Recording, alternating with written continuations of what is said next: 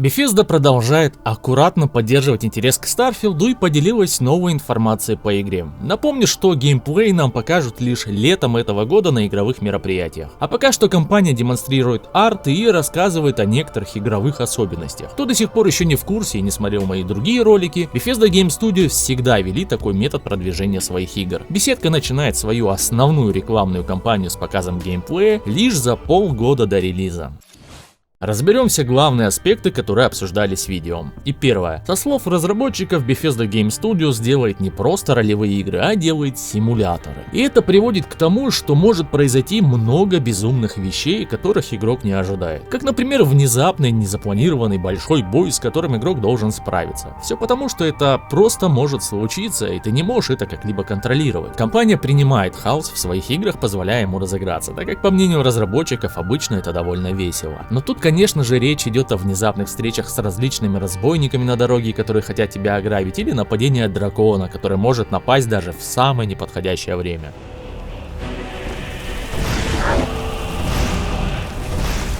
И с точки зрения игрока это и правда делает мир более живым, так как ты не чувствуешь каких-то чередующихся системных событий, которые идут как по указке. А часто все происходит внезапно, периодически сваливается на голову, и ты начинаешь ощущать, что этот мир живет сам по себе. То, что на дорогах орудуют разбойники, где-то в стороне дерутся между собой какие-то группы воинов или зверей. Но с точки зрения разработчиков это и правда сложно контролировать, так как это может легко заруинить выполняющийся квест. И конечно, задача разрабов учитывать все эти хаотичные случающиеся события в игровом мире и внедрять их таким образом, чтобы они гармонировали вместе со скриптованными и задуманными изначально вещами. По этим словам можно уже предсказать, что в Старфилде будет также множество хаотичных вещей, как, например, внеплановое нападение пиратов на шаттл игрока, или же нападение каких-либо военных структур из вражеских фракций, а может быть неожиданная поломка корабля или еще что-то в этом роде. Определенно это хорошая новость, так как такие события все время подбрасывают игроку новые вызовы и позволяют погрузиться в игру сильнее. Все время ожидаешь какую-либо опасность или незапланированную встречу, занимаясь, казалось бы, даже самыми мирными вещами, как, например, торговля или просто сбор каких-то ингредиентов.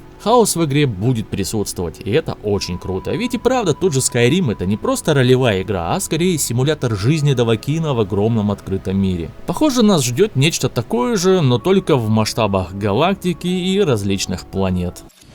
Следующее, что обсудили разработчики, это создание персонажа. По словам Тодда Говарда, старой гвардии разрабов беседки, в Starfield приятно вернуться к более традиционным и хардкорным ролевым вещам, таким как предыстория персонажа, черты характера, начальные характеристики и прочее. Тодд Говард подметил, что сейчас так много игр, которые делают это по-новому, то что они делали ранее в старых хардкорных RPG, и что люди готовы к этому. Я вот думаю, что несмотря на то, что Starfield разрабатывается уже достаточно давно, тут они сыграли на опережение, так как заметна позитивная динамика движения игроков в сторону классических сложных ролевых систем. И возможно это сейчас дополнительно оказывает влияние и на беседку, что нужно идти не по пути оказуаливания, а наоборот углубляться во множество характеристик и ролевых механик. За последние годы спрос на подобные игры сильно возрос, и это однозначно оказывает влияние на Bethesda Game Studios, которые являются первопроходцами в жанре хардкорных ролевых игр с кучей параметров и настроек. Ведь это то, что в последние годы внезапно снова полюбили игроки, а потому свет увидел даже ремастер пылившегося где-то в архивах Baldur's Gate. Плюс вышло множество его подражателей, не говоря уже о влиянии серии Souls-like игр, где все завязано на статах персонажа и построении билдов.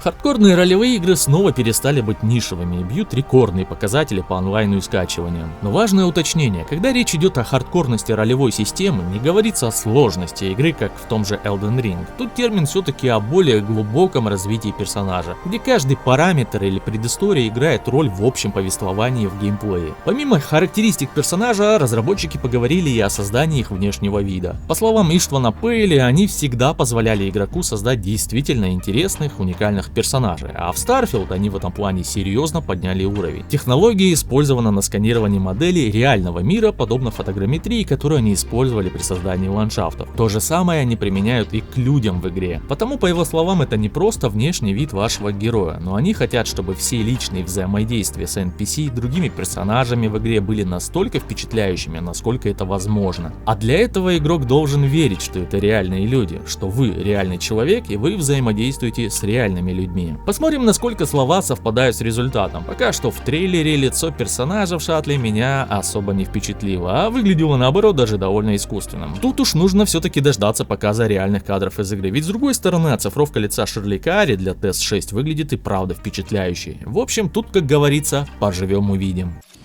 Далее речь пошла о взаимодействии с фракциями в игре и целостности мира. И тут практически даются ответы на мое предыдущее видео, в котором я говорил обо всем этом. И пока что звучит все так, будто команда движется в верном направлении. Я услышал примерно то, о чем сам говорил. Квест-дизайнер Уилл Шен рассказал, что один из важных выборов — это в какой части игрового мира игрок будет участвовать. По его словам, компания всегда создает кучу разных групп, которые представляют некоторые из основных фракций в каждой игре. В Starfield есть объединенные колонии, которые представляют идеализированное будущее космической республики. Также есть коллектив свободных звезд, который представляет собой космический вестерн. Люди, которые находятся на границе. Есть Ryan Industries, который представляет собой корпоративную жизнь, и на его взгляд у нее один из лучших стартов среди всех фракций, так как это мегакорпорация, в которую игрока берут на работу. Но для этого необходимо подать заявление и подождать ответа, подходите ли вы для нее. Разработчикам понравилось, что они подошли к созданию фракций с вопросами: что заставляет мир чувствовать себя целым, какие группы могут сделать его цельным и правдоподобным, а затем как игрок взаимодействует с ними. Об этом я как раз говорил недавно, что на этом необходимо сделать главный упор при создании фракции. Я тут прям очень доволен услышанным, так как гильдии не должны быть в отрыве от всего игрового мира, а должны встраиваться в него и переплетаться между собой, воздействовать друг на дружку. Рассказали и о пиратах Багрового флота, что они не просто враги, а игроки могут присоединиться к ним. Причем даже присоединение к фракции может быть разным, в зависимости от того, какую роль вы отыгрываете. Роль хорошего или плохого парня. Ты можешь быть на стороне пиратов или докладывать начальству об их планах, быть, так сказать, космическим копом под прикрытием. И это позволит игроку оставаться на стороне добра, но при этом быть и с плохими парнями. А разработчики считают, что какую бы историю они ни написали, игроки могут рассказывать ее по-своему. Определенно на словах звучит прям мега хорошо, и уже не терпится увидеть реальные примеры взаимодействия между фракциями. Как по факту это все будет реализовано, пока не ясно. Ну и как я понял, в зависимости от выбора фракций в начале игры мы будем начинать свою историю в разных местах. То есть будет меняться не только набор стартовых квестов, бонусов и экипировки, но и начальное местоположение на космической карте. Ну и соответственно это практически разные сеттинги. И вестерн, и киберпанк, и более классическая корпоративная фантастика, как говорится, на любой вкус и цвет. Показали и реальные кадры из игры, а именно робота-компаньона Васка, который приветствует игрока. Hello, Captain. How may I be of assistance?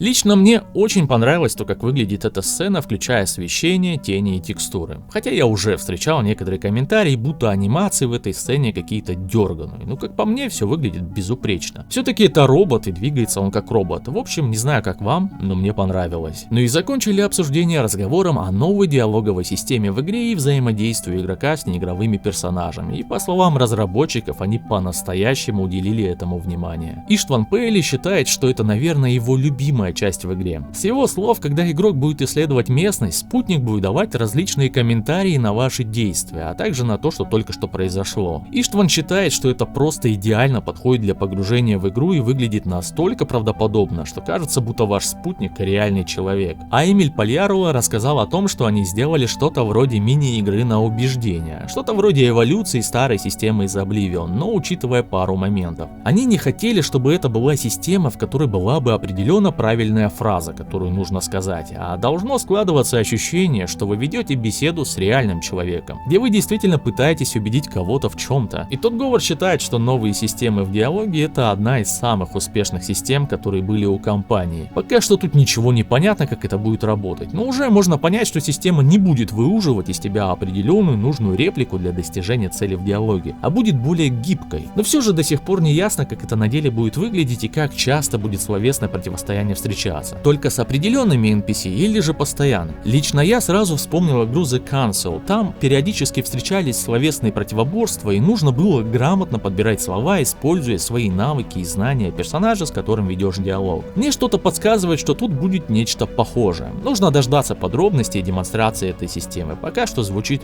очень заманчиво. Закончили обсуждение вопросами, которые разработчики задавали себе в начале создания игры, когда узнали, что новый проект будет о космосе. И главный вопрос — это что там? Эмиль Полярова сказал, что в игре есть романтика, приключения и тайны. Тот Говард хотел бы, чтобы игроки рассказали свое собственное путешествие, но потом оглянулись на него и задали глобальные вопросы. Почему мы все здесь, к чему это приведет и что с человечеством будет дальше?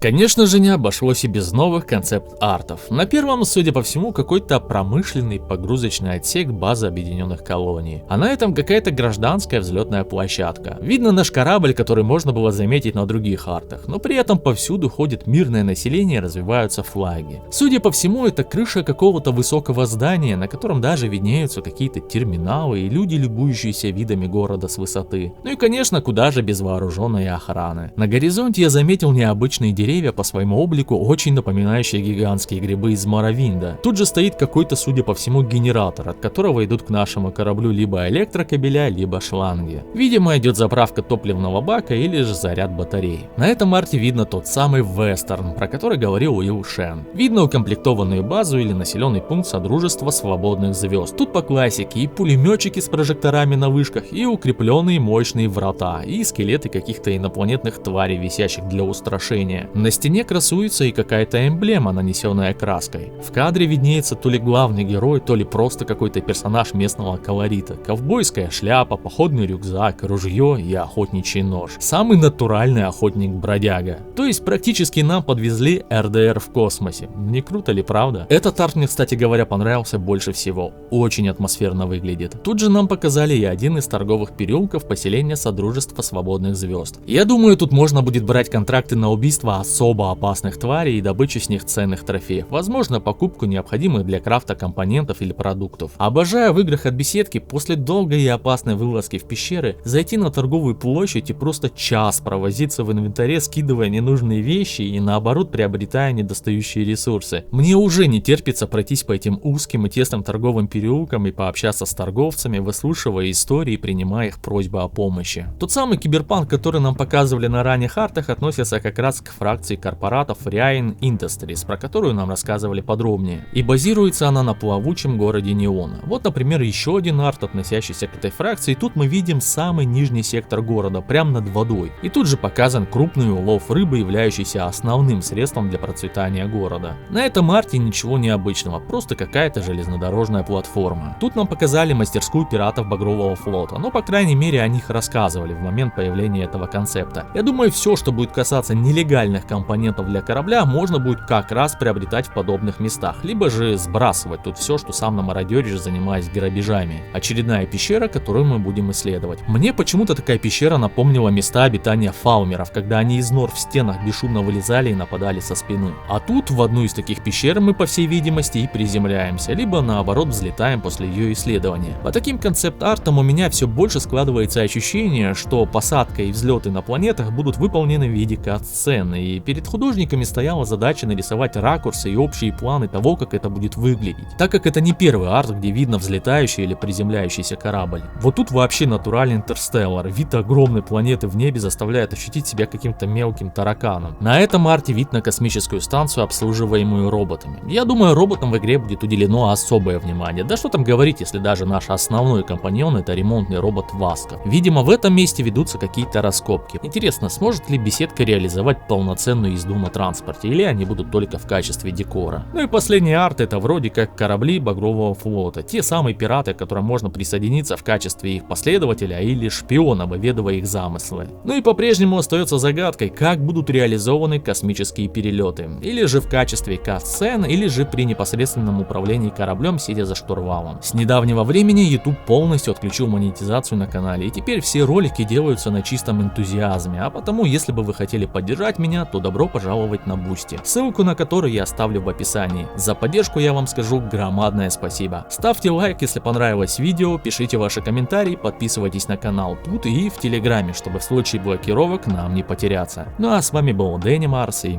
до новых встреч!